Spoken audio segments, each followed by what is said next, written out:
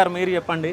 So ఎన్ని years నుంచి prepare అవుతున్నారో, అసలు ఏం సంగతి, ఈ ధర్నా ఎందుకు చేయబోతున్నారు? మేము 2 ఇయర్స్ 3 ఇయర్స్ కావస్తుంది. అబద్ధం ఎందుకు చెప్పాలి? ఎందుకంటే గత గవర్నమెంట్లో ఒక 1 ఇయర్, ఆ 1 ఇయర్ నోటిఫికేషన్ ఏది వచ్చిందంటే వాళ్ళు దిగిపోయే ముందు, బీఆర్ఎస్ దిగిపోయే ముందు మాకు నోటిఫికేషన్స్ ఇచ్చారు. సరే అని అవి రాసిన కొద్దీ ఏమైందంటే ఈ జీవోలన్నీ అడ్డొచ్చినాయి. ఈ జీవోలన్నీ అడ్డొచ్చి మళ్ళీ తీరా చూస్తే ఈ జీవోల వల్ల వీళ్ళు కొంతమందికి అపాయింట్మెంట్లు ఇచ్చి మిగతా పోస్టులన్నీ బ్యాక్లాగ్లు పెట్టారు. మొత్తం బ్యాక్లాగే. వీళ్ళు ఎవరైతే 40,000 ఉద్యోగాలు 60,000 ఉద్యోగాలు అంటుర్రో, ఈ 60,000 ఉద్యోగాలే కాకుండా ఇంకా 60,000 ఉద్యోగాలు కూడా బ్యాక్లాగ్ మిగిలిపోయినాయి.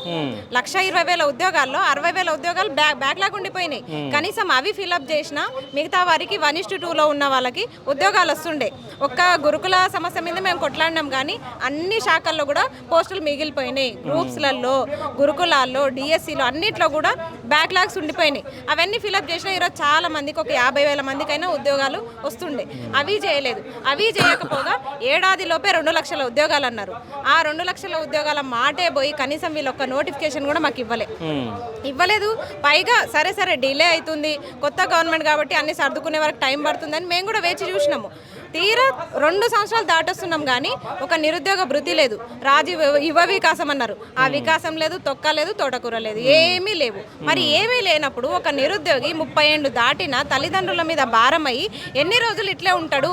ఇట్లే పట్టణంకి వచ్చి ఇట్లా ఎన్ని రోజులు ఇక్కడ ఒక రూమ్ రెంట్ కట్టుకుంటా మొత్తం ప్రిపరేషన్ అయ్యి పుస్తకాలు కూడా అప్డేట్ అవుతా కాదు. అంటే ఇప్పుడు మీరు మహాధర్నా చేస్తే అంటే నోటిఫికేషన్లు వస్తాయని చెప్పేసి అని మీరు అనుకుంటున్నారా? నోటిఫికేషన్లు వస్తాయని మేము అనుకోవట్లేదు, కానీ నిరుద్యోగులు అంటే ఏందో మళ్ళీ ఒకసారి చూయిద్దాం అనుకుంటున్నాము. ఒకసారి చూయిద్దాం. సో ఇప్పుడు నిరుద్యోగుల గురించి మనం మాట్లాడుతున్నాం. ఇక్కడ ఎంత మంది ఉన్నారు మీరు చూసుకుంటే? ఒక 20 మంది కూడా లేడు. అవును, ఎందుకంటే మనం వచ్చిన స్టడీ హాల్ ఏంటంటే యూపీఎస్సీ స్టడీ హాల్. ఇక్కడ ఉండరు. ఆ యొక్క స్టడీ హాల్ ని బేస్ చేసుకొని తెలంగాణలో అందరినీ మనం అనలేము. చాలా మంది గ్రామాల్లోకి వెళ్ళిపోయిర్రు.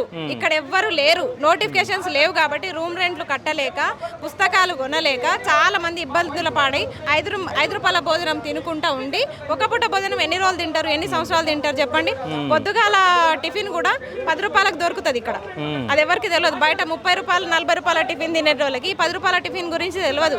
కానీ మీరిచ్చే ఆ దొడ్డు బియ్యం, సన్న బియ్యం ఏదైతే అంటుర్రో ఆ బియ్యంని మొత్తము ఈ టిఫిన్ల రూపంలో మార్చి 10 రూపాయలకి ఒక టిఫిన్ అమ్ముతారు.